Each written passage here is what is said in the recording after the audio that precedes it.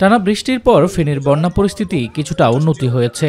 জেলার বিভিন্ন নদ নদীর পানি কমতে শুরু করেছে এবং অনেক এলাকার পানি নামতে শুরু করেছে। তবে এখনও নতুন করে কিছু এলাকা প্লাবিত হয়েছে, বিশেষ করে ছাগলনাইয়া ও সদর উপজেলার কিছু অংশে।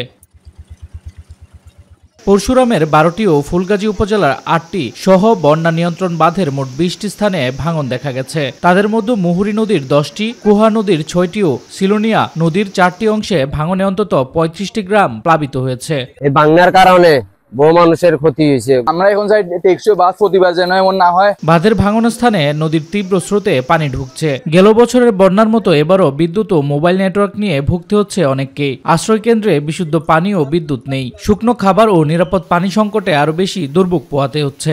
আজকে ৩ দিন আমরা এখানে অবস্থান করছি। আমাদের ঘরের ভিতরে এক কোমর পানি। এখানে কোনো কারেন্টের ব্যবস্থা নাই এবং পানির ব্যবস্থা নাই। পানি উন্নয়ন বোর্ড বলছে, পানির চাপ কমে যাওয়ায় নতুন করে বন্যা নিয়ন্ত্রণ বাঁধ ভাঙনের শঙ্কা নেই। পানি কমে গেলেই ভাঙন কবলিত স্থানগুলো মেরামত করা হবে। টেকসই বাঁধ প্রকল্প বাস্তবায়ন করা হলে টেকসই বাঁধ নির্মাণ হবে এবং ফুলগাজী পরশুরামের মানুষের এই দুর্ভোগ লাঘব হবে। জরুরি পরিস্থিতি মোকাবেলায় প্রশাসনের পক্ষ থেকে প্রতিটি উপজেলায় খাদ্য ও প্রয়োজনীয় সামগ্রী প্রদান অব্যাহত রয়েছে। উপজেলা প্রশাসন স্থানীয় বিভিন্ন স্বেচ্ছাসেবী সংগঠনের সাথে সমন্বয় করে এবং আমাদের অন্যান্য সরকারি দপ্তর, আইন শৃঙ্খলা রক্ষাকারী বাহিনী তাদের সাথে সমন্বয় করে এই যারা আশ্রিত আছেন তাদেরকে রান্না করা খাবার এবং শুকনো খাবার বিতরণ করছেন। রাজনৈতিক দল বা ক্ষমতার পরিবর্তন হলেও তাদের ভাগ্য কখনো পরিবর্তন হয় না, এমনটাই বলে আক্ষেপ পোষণ করে বন্যা কবলিত এলাকাবাসী।